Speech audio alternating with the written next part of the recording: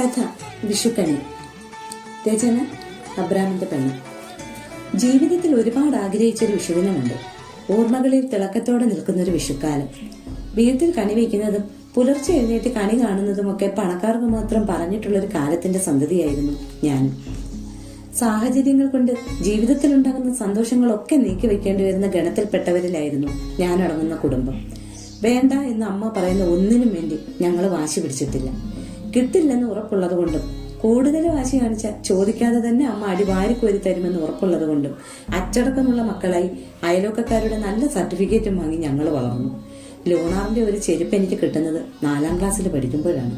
കാത് കുത്തുന്നത് 7ാം ക്ലാസ്സിലായപ്പോഴും നല്ലൊരു ബാഗ് തോളത്തിടുന്നത് 9ാം ക്ലാസ്സിൽ പഠിക്കുമ്പോഴായിരുന്നു.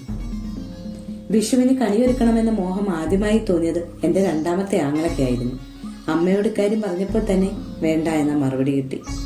ആ മറുപടി പ്രതീക്ഷിച്ചിരുന്നതുകൊണ്ട് ഞങ്ങൾക്ക് വലിയ വിഷമമൊന്നും തോന്നിയില്ല. അമ്മയുടെ അനുവാദം കിട്ടാതെ അച്ഛന്റെ മൗന അനുവാദത്തോടെ കാശ് കൊടുത്ത് വാങ്ങാതെ കിട്ടുന്ന സാധനങ്ങൾ വെച്ച് വിഷുക്കണി ഒരുക്കാൻ ഞങ്ങൾ തീരുമാനിച്ചു.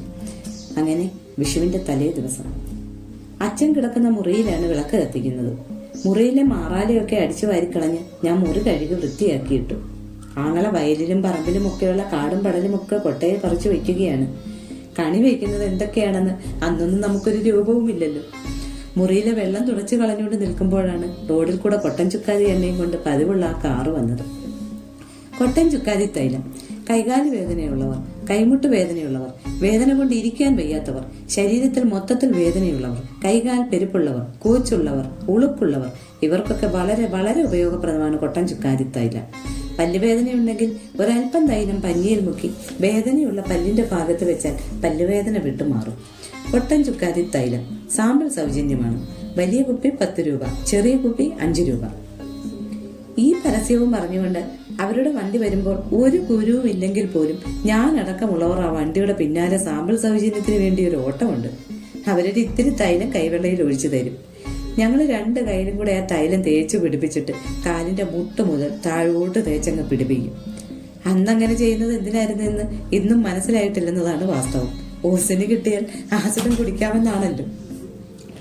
പിന്നെ കുപ്പിയിലെ തൈലം കാശ് കൊടുത്ത് വാങ്ങാൻ നിൽക്കാതെ ഈ സാമ്പിൾ സൗജന്യം മാത്രം വാങ്ങാനുള്ള ആൾക്കാരുടെ ഓട്ടം കാരണം കമ്പനിക്കാർ പതുക്കെ ആ ഓഫർ നിർത്തലാക്കി. അവന്മാരുടെ ഒരു ഹുങ്ക് കാണണേ. നമ്മളേതുകൊണ്ട് കൊട്ടൻ ചുക്കാതി കാണാതെ കിടക്കുന്നതാണോ? അല്ലെങ്കിൽ ഈ തൈലം തേച്ച വേദനയൊന്നും പോകത്തില്ല. വെറുതെ തേക്കുന്നതേ മെച്ചം. വണ്ടിയിൽ നിന്നും പതിവ് പരസ്യം സാമ്പിൾ സൗജന്യമാണെന്ന ഭാഗം ഒഴിവാക്കി ഉയർന്നു കേട്ടപ്പോൾ അച്ഛൻ 5 രൂപ എടുത്ത് എന്റെ കയ്യിൽ തന്നിട്ട് ഒരു കുപ്പി തൈലം വാങ്ങിക്കൊണ്ട് വരാൻ പറഞ്ഞു. ഞാൻ ആ വണ്ടിക്കടുത്തേക്ക് ചെന്നു. പോവച്ചേ, സാമ്പിൾ സൗജന്യമൊന്നുമില്ല. തൈലം തരുന്നവൻ എന്നെ കണ്ടിട്ട് പിടിച്ചില്ല. അതിന് നിങ്ങളുടെ സാമ്പിൾ സൗജന്യം ആർക്ക് വേണം? കുപ്പിയിലെ വാങ്ങിക്കാനാ ഞാൻ വന്നേ. ഞാൻ കാശെടുത്ത് കാണിച്ചതും അങ്ങേരി ചമ്മി. കുപ്പിയിലെ തൈലവും വാങ്ങി ഞാൻ വീട്ടിലേക്ക് നടന്നു. അച്ഛനും അമ്മയും ഒക്കെ വർഷങ്ങളായി സാമ്പിൾ സൗജന്യം വാങ്ങിച്ച് തേക്കുമെങ്കിലും ആദ്യമായിട്ടാണ് കാശ് കൊടുത്ത് വാങ്ങിക്കുന്നത്. എനിക്ക് അഭിമാനം തോന്നി. അച്ഛൻ തൈലം വാങ്ങി തലയണക്കരിയിലേക്ക് വെച്ചു. കിട്ടിയ കൊന്നപ്പൂവും വെള്ളരിക്കയും ചക്കയും മാങ്ങയും തേങ്ങയും ഒക്കെ ചേർത്ത് വെച്ച് രാത്രിയോടെ ഞങ്ങൾ കണിയൊരുക്കി. ചേച്ചിയുടെ കാതിൽ കിടന്ന കുഞ്ഞു കമ്മലൂരി പുതിയൊരു തോർത്ത് മടക്കി അതിന്റെ മുകളിൽ വെച്ചു. ഒരു 10 പൈസ തൊട്ടും അതിനടുത്തായി വെച്ചു. അച്ഛൻ വെളുപ്പിനെ എഴുന്നേറ്റ് ഞങ്ങളെ വിളിച്ചോളാമെന്നേറ്റു. ഓരോരുത്തരുടെയും സ്വന്തം ഉത്തരവാദിത്തത്തിൽ രാവിലെ എഴുന്നേറ്റ് കണ്ണടച്ച് പിടിച്ചു വന്ന് കണി കണ്ടോളണം അച്ഛൻ പറഞ്ഞു. ഞങ്ങൾ സമ്മതിച്ചു. കണിയൊരുക്കിയ മുറിയോട് ചേർന്നാണ് ഞാനും അണ്ണന്മാരും ചേച്ചിയും കിടക്കുന്നത്. വാതിൽ തുറന്ന് നോക്കുമ്പോഴേ കാണുന്നത് ഭഗവാനെയാണ്, കൂട്ടത്തിൽ കണിയും. ആ രാത്രി എനിക്ക് ഉറക്കം വന്നതേയില്ല. ഓർമ്മ വെച്ചിട്ട് ഇന്നേ വരെ കണി കണ്ടിട്ടില്ല. കൂട്ടുകാരൊക്കെ കണി വെച്ചതിനെ കുറിച്ചും കണ്ടതിനെ കുറിച്ചും ഒക്കെ വാതൂരാതെ പറയുമ്പോൾ ഒരക്ഷരം മിണ്ടാനില്ലാതെ അവർക്കിടയിൽ ഞാൻ ഒറ്റപ്പെട്ടിരുന്നിട്ടുണ്ട്.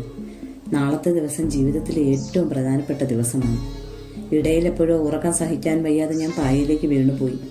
അമ്പലത്തിൽ നിന്നുള്ള പാട്ടിന്റെ ശബ്ദം കേട്ടാണ് ഞാൻ ഞെട്ടി ഉണരുന്നത്. ഈശ്വര, നേരം വെളുത്തു. കണി കാണണം. ഞാൻ കണ്ണു തുറക്കാതെ തപ്പിത്തടഞ്ഞ് കതക് തുറന്ന് മുഖം ഒന്ന് അമർത്തി തുടച്ചുകൊണ്ട് കൈകൾ കൂപ്പി. ഭഗവാനെ, ഈ വർഷത്തെ ആദ്യത്തെ കണിയാ. നന്മകൾ മാത്രം വരുത്തണേ. ആ തോർത്തിന്റെ മുകളിൽ വെച്ചേക്കുന്ന പോലത്തെ 10 പൈസകൾ എന്നും എനിക്ക് സ്കൂളിൽ പോകുന്ന വഴിക്ക് കളഞ്ഞു കിട്ടണേ ദൈവമേ. പ്രാർത്ഥനയോടെ ഞാൻ ഭഗവാന് നേരെ കണ്ണുകൾ തുറന്നു. മുന്നിലുള്ള കണി കണ്ട് ഞാൻ ഞെട്ടി. കണി വെച്ചേക്കുന്നതിന്റെ മുന്നിലെ തഴപ്പായിലിരുന്ന് നടുവിന്റെ അഗാധ ഗർത്തങ്ങളിലേക്ക് കൊട്ടൻ ചുക്കാതി തൈലത്തിന്റെ ഔഷധ ഗുണങ്ങൾ തേച്ച് പിടിപ്പിക്കുന്നു എന്റെ പൊന്നച്ഛൻ. നടുവിന് വേദനയുണ്ടെങ്കിൽ ഒരല്പം തൈലം കയ്യിലെടുത്ത് വേദനയുള്ള ഭാഗത്ത് തേച്ച് പിടിപ്പിച്ചാൽ നടുവേദന വിട്ടുമാറും. ബാക്ക്ഗ്രൗണ്ടിൽ എവിടെയൊക്കെയോ കൊട്ടൻ ചുക്കാദിയുടെ പരസ്യം മുഴങ്ങിക്കേട്ടു. എൻ്റെ പൊന്നീശ്വര, എൻ്റെ വിഷു, എൻ്റെ കണി, എൻ്റെ ഒറ്റ വർഷത്തെ ഐശ്വര്യം മൊത്തമാണ് ഈ പായൽ കുത്തിയിരിക്കുന്ന കൊട്ടൻ ചുക്കാതി നശിപ്പിച്ചത്. കഥക് തുറന്ന് ശബ്ദം കേട്ട അച്ഛൻ തിരിഞ്ഞു നോക്കി. അച്ഛൻ എന്തോ വേലയായി കാണിച്ചേ. ഞാൻ എത്ര കഷ്ടപ്പെട്ട ഇതൊക്കെ ഒരുക്കിയേ. വെളുപ്പിനെ കണി കാണാൻ വന്നപ്പോ അച്ഛൻ എന്തിനാ അതിന്റെ മുന്നിൽ കയറി നിന്നെ വെറുതെ കണി ഒരുക്കി. പറഞ്ഞു വന്നപ്പോ ഞാൻ കരഞ്ഞുപോയി. കരച്ചിൽ കേട്ടുണർന്നു വന്നതിന്റെ ബാക്കിയുള്ളതുങ്ങൾ കണി കാണുന്നത് കീറിയ പെറ്റിക്കോട്ട് വിട്ട് പുറംതിരിഞ്ഞു നിൽക്കുന്ന എന്നെയാണ്. എന്നെ കണ്ട എന്റെ ആങ്ങളെ കണ്ണു കുത്തിക്കൊണ്ട് കമിഴ്ന്നൊരു ഒറ്റ കിടപ്പായിരുന്നു. ഞാൻ നിന്റെ അച്ഛനല്ലേ കൊച്ചേ? നീ എന്നോട് ഇങ്ങനെയൊക്കെ പറയാവോ? ഈ പ്രായത്തിൽ നീ ഇങ്ങനെ പറഞ്ഞെങ്കിൽ വളർന്നു വരുമ്പോ നീ എന്നെ കൊല്ലുവല്ലോ. കുണ്ടി തൈലം തേച്ചിട്ട് കണിയുടെ മുന്നിൽ കയറി ഇരുന്നേം പോരാ, പിന്നെ കുറ്റം നമ്മക്ക്. എന്ന് ഞങ്ങൾ അച്ഛനെ അല്ലയോ കാണുന്നേ? ഇന്നല്ലേ കണി കാണണോന്ന് പറഞ്ഞോളൂ. ഇനി ഞാൻ കണി വെക്കുന്നില്ല. ഉള്ളിലുള്ള ദേഷ്യം മൊത്തം കാണിച്ച് ഞാൻ പുറത്തേക്കിറങ്ങി. അമ്മ എന്നെ ഗർഭിണിയായപ്പോൾ അച്ഛൻ കൊടുത്ത അമിത ശ്രദ്ധ മുതൽ കൊല്ലത്ത് ആശുപത്രിയിൽ വെച്ച് അമ്മ എന്നെ പ്രസവിച്ചപ്പോൾ എന്നെ കണ്ട് സന്തോഷിച്ചതും എന്നെ എടുത്തോണ്ട് നടന്നതുമൊക്കെ അച്ഛൻ എണ്ണി പറയാൻ തുടങ്ങി. പറച്ചിൽ കേട്ട മറ്റുള്ള 3 മക്കളെയും അമ്മ പ്രസവിച്ചപ്പോഴേ അവർ ചാടി എഴുന്നേറ്റ് ഓടുകയും ചാടിയൊക്കെ ചെയ്ത പോലെ ഞാൻ മാത്രം തളർവാതെ പിടിച്ചൊരൊറ്റ കിടപ്പായിരുന്നെന്ന് തോന്നുന്നു.